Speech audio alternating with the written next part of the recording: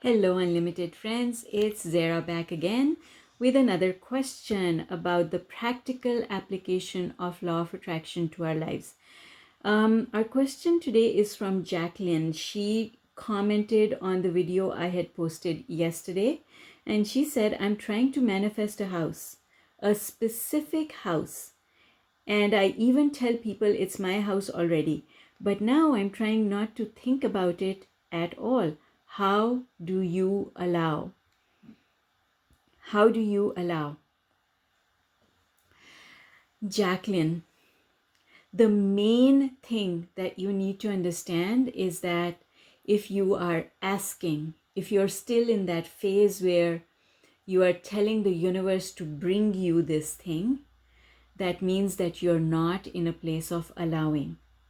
You see, between step 1, which is the creation of the desire, and step 3, which is the manifestation of the desire, there's step 2 in there. And step 2 is trust. Your job in step 2 is trust. And if you trust that the universe is listening to you, and if you trust that the universe is responding to what you're asking to, you don't need to ask again and again. Right? So let me give you an example. If I ask my mother to make something special for me that I really enjoy and I love it the way she makes it, I don't have to ask her again and again every day, Mom, I'm coming over on the weekend. Did you remember to make that thing I asked you? Are you going to make it for me? Are you going to make it for me? Are you going to make it for me? See? That's not trust. That's the absence of trust, because when I ask again and again, if I'm asking my mother again and again for that thing, that means that I don't trust that she will remember. I don't trust that she loves me enough to make it for me. I don't trust that when I do visit her on the weekend that I will find the thing that I have asked her for. Trust is missing. And step 2 of the creation process is trust. So, step 1, you ask. Step 2, you trust. Step 3, you allow, and it manifests. You allow and it manifests. So your question, your brilliant question is, how do you allow? You allow by staying high on the emotional scale. So I use a pen, my favorite pen, and this pen represents the emotional scale that Abraham Hicks teaches, which means that despair is over here, anger, revenge, negative, fear is over here, and then worry is sort of in the middle, and above worry are frustration, but frustration turns into hope, eagerness, love, and joy. This is the emotional scale. The things that you want come to you when you're high up here on the emotional scale. And you can be high on the emotional scale by thinking about something that is not at all connected to the thing that you want to manifest. For example, Jacqueline, in your situation, you want to manifest a house. You don't have to think about the house in order to manifest the house. All you have to do is stay here.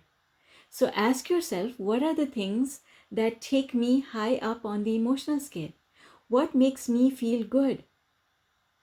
Whatever that is, that puts you in a place of allowing. So if you have a cat or a dog, I have both. I have 2 cats and a dog. If you have a cat or a dog, pet them, hug them, squeeze them, squish them. If you have children, hug them, squeeze them, squish them. Feel love. Feel the feeling of love in here. Go for a walk. Look at the bunny rabbits and the squirrels and enjoy their frolicking and frisking around. Look at the trees and appreciate the trees. Go have lunch. Eat something that you absolutely adore, and it will put you here. Your appreciation, this is why gratefulness, being grateful, being thankful is so important in the practice of law of attraction, is because when we are happy, when we are thankful, it puts us high on the emotional scale. And when you are high on the emotional scale, you don't need to think about the house. You don't need to think about the money or the relationship or the house or anything specific. You don't have to think about the thing that you want to manifest in order to manifest it. You don't. This is where things go wonky and people don't understand this. People think if I want to manifest a house, I should be thinking about the house all the time. I should be visualizing it. I should be enjoying it. No, you don't. You ask your mother and you shut up. Because if you keep asking, she gets annoyed and then she will not do it. If she's my mother. If your mother is like my mother. You don't want, right? You don't want to annoy. So, my dear, this is the thing that most law of attraction teachers are not teaching. In fact, they are teaching the opposite. And that is why people are not getting the results that they want to get. Law of attraction is not difficult. In fact, it is very simple. It is easy. But you've got to know the rules. You've got to know the system that the universe uses to grant wishes. That system is what we call law of attraction. You've got to understand how it works. And so I hope, Jacqueline, that this video is helpful. I want you to manifest that house. Absolutely. And I want you to come and share it with me when you do. But sweetheart, you don't need to keep thinking about the house. Just go have fun and trust. Trust. Allowing means not thinking of anything negative about the thing that you want to manifest. And for a lot of people, that means getting off the subject. Because when you think about the subject, you think about all sorts of things. So, you don't need to think about the house. You just need to go up the emotional scale. And when you go up the emotional scale, not only the house must come, but everything that goes along with it must come as well. All right, folks, thank you so much for coming tonight. Yes, it is night at my end as I record this. May not be night at your end when you listen to it.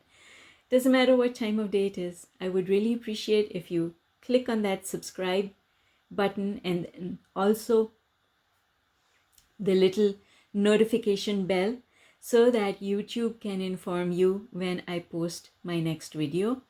And before I let you go, I want to make a request. If you have a question, please drop it in the chat, in the comments below, because there's nothing that I like better than to help you improve your life by answering those questions that are actually meaningful to you, questions for which you are looking for the answers. All right, folks, connect with me on social media if you like. You can certainly visit my blog, ZMAHOON.com, and send me a message through the blog if you don't want to comment below with your question. I love hearing from all my subscribers. Take care, folks, and I will see you in my next video. Bye for now.